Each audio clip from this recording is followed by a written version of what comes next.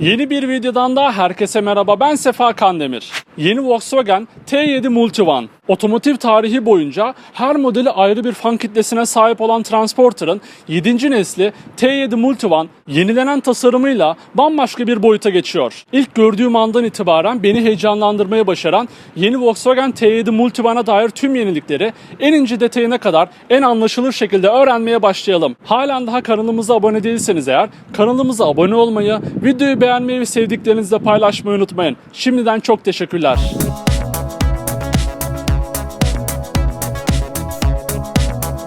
İlk kez 1950 yılında piyasaya çıkan Volkswagen Transport, yıllar boyunca sadece bir minibüs olmaktan sıyrılıp bir yaşam stili olmayı başardı.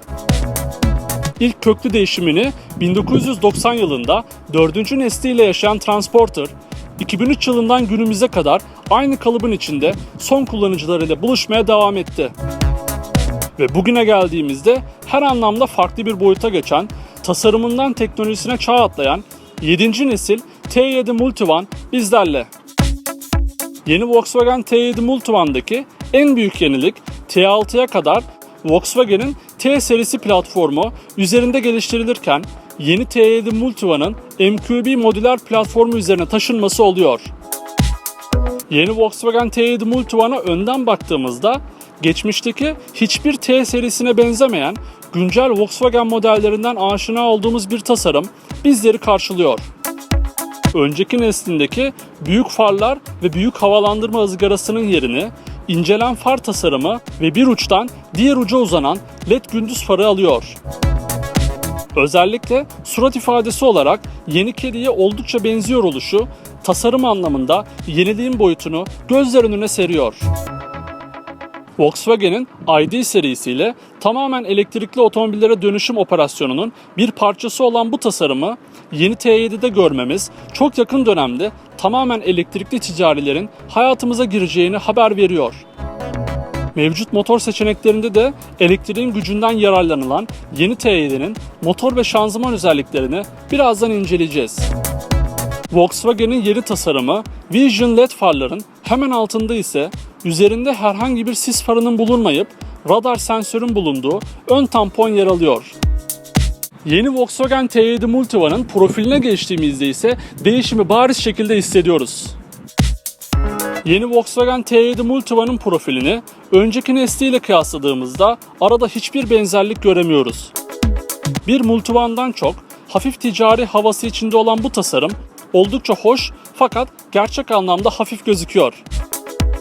Önceki neslinde daha düz ve net hatlara sahip olan profil, yeni T7 Multivan'da kapı altlarında yer alan ters bıçak şekilli tasarım ile değiştiriliyor. Omuz çizgisi T serisinin mirası olan çift rengin sonucunda tek çizgi halinde arka stoplara kadar ilerliyor. Bunun dışında bariz şekilde gözümüze çarpan bir diğer detay ise arka tarafın oldukça içe çekilmiş olması oluyor. Endişelenmenize gerek yok. Uzun ve kısa olmak üzere iki farklı versiyonda satışa sunulacak yeni T7 Multivan'da boyutlar ve hacimler konusunda tercih size bırakılıyor.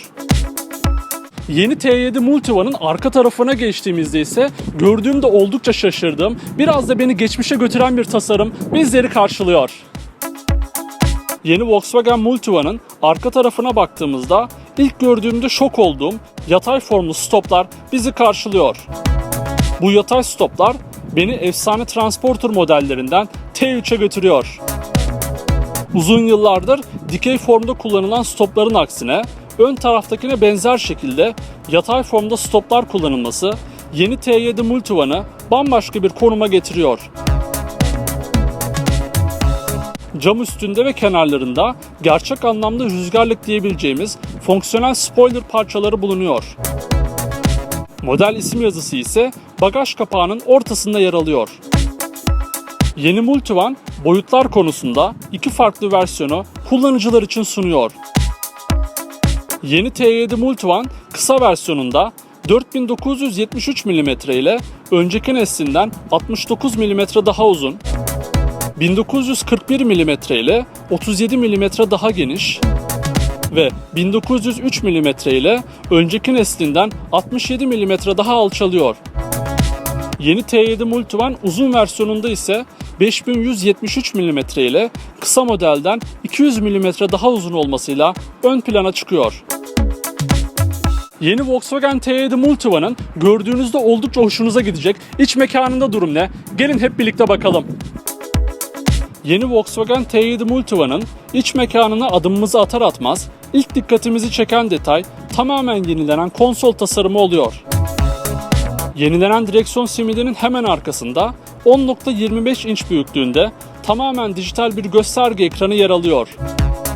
Diğer Volkswagen modellerinde de kullanılan bu dijital gösterge ekranı çözünürlük ve işlevsellik başarısıyla ön plana çıkıyor.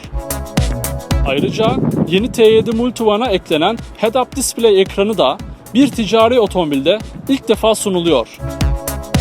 Onun hemen yanında sürücüye doğru açıyla duran 10 inç büyüklüğünde bir dokunmatik multimedya ekranı yer alıyor.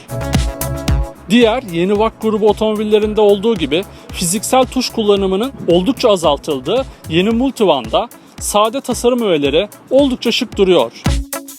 Konsolun altına doğru geldiğimizde üst segmentlerde dahi görmekte zorlandığımız 2 adet USB Type-C bağlantı noktası, elektronik park freni ve 12 volt soket girişini görüyoruz. Bununla birlikte konsolun içine saklanmış 2 adet bardaklık da oldukça işlevsel duruyor. Oturma pozisyonunun yeniden tasarlandığı yeni T7 Multivan'da A sütunundan dolayı oluşan kör noktayı azaltmak için işlevsel kelebek camları kullanılıyor. Ayrıca hali hazırda oldukça geniş olan iç mekana ek olarak hem sürücü kabini üstünde hem de arka yolcular için panoramik cam tavanda yeni T7 Multivan'da bulunuyor. Buna ek olarak iç mekanın havasını değiştiren ambiyans aydınlatmaları da oldukça şık bir hareket oluyor. Kaliteli müzik dinlemekten hoşlanan kullanıcıları da unutmayan Volkswagen, 840 Watt gücünde 14 hoparlörlü Harman Kardon ses sistemini opsiyonlar listesine ekliyor. Arka tarafa geçtiğimizde Multivan'ı Multivan yapan oldukça konforlu koltuk takımları bizleri karşılıyor.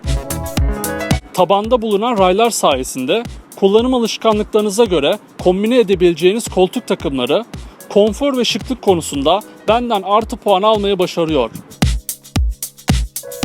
İkinci sıra koltukların arasında yer alan raylı bardaklık ve fonksiyonel masalar işlevselliğiyle ön plana çıkıyor. Kısa versiyonda seyahat etme tarafında yetişkin bireyler için nispeten konforsuz diyebileceğimiz 3. sıra koltuklar ise özellikle çocuklu aileler için iyi bir avantaj oluyor. Tamamen kullanım alışkanlıklarınıza göre kombine edip kişiselleştirilebilen kullanıcı dostu arka koltuklar T7 Multivan'ı satın almak için başlıca sebebiniz olabilir.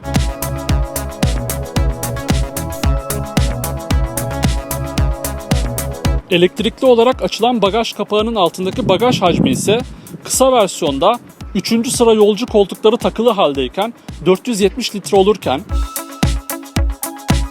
arka koltuklar söküldüğünde 1844 litre bagaj hacmi sunuluyor.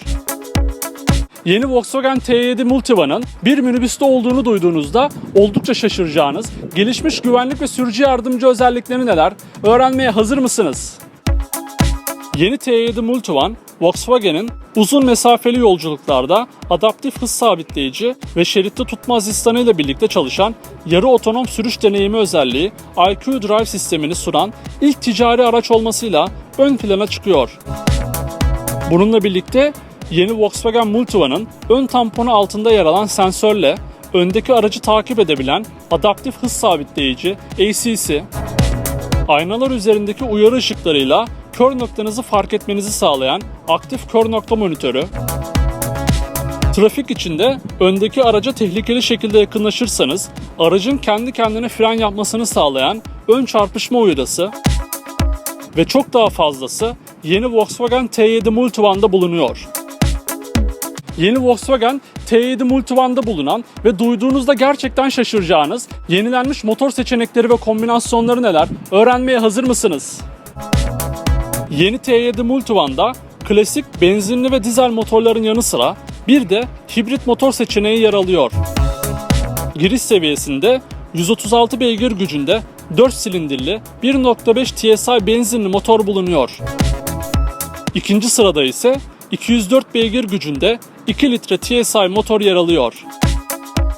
Dizel motor seçeneklerinde ise 150 beygir gücünde 2.0 TDI motor bulunuyor. Şanzıman tarafında ise tek seçenek olarak 7 ileri çift kavrama otomatik DSG vites bulunuyor. Yeni T7 Multivane'da bulunan bir diğer motor seçeneği ise 113 beygir gücündeki elektrikli motor ile 1.4 TSI motorun birleşiminden ortaya çıkan e-hybrid motor oluyor. Toplamda 215 beygir güç üreten bu motor, yakıt tasarrufunun yanında üstün performansıyla ön plana çıkıyor. Şu an Volkswagen T6 Multivan Avrupa'da 35.000 eurodan başlayıp 41.500 euroya kadar çıkan fiyatlarda satışa sunuluyor. Yeni Volkswagen T7 Multivan'ın tamamen değişen ve yenilenen özellikleri en ince ayrıntısına kadar bu şekildeydi. Ben yeni T7 Multivan'ı sonuna kadar beğendiğimi söyleyebilirim. Satın alma tarafında da kesinlikle tercih edebilirim. Peki siz yeni Volkswagen T7 Multivan hakkında ne düşünüyorsunuz? Aklınıza takılan her şeyi ve yeni T7 Multivan hakkındaki düşüncelerinizi yorumlar kısmında bizimle paylaşabilirsiniz. Ayrıca sonraki videolardan anında haberdar olmak için kanalımıza abone olmayı, videoyu beğenmeyi ve sevdiklerinizle paylaşmayı unutmayın. Bir sonraki videoda görüşmek üzere. Kendinize iyi bakın. Sağlıcakla kalın.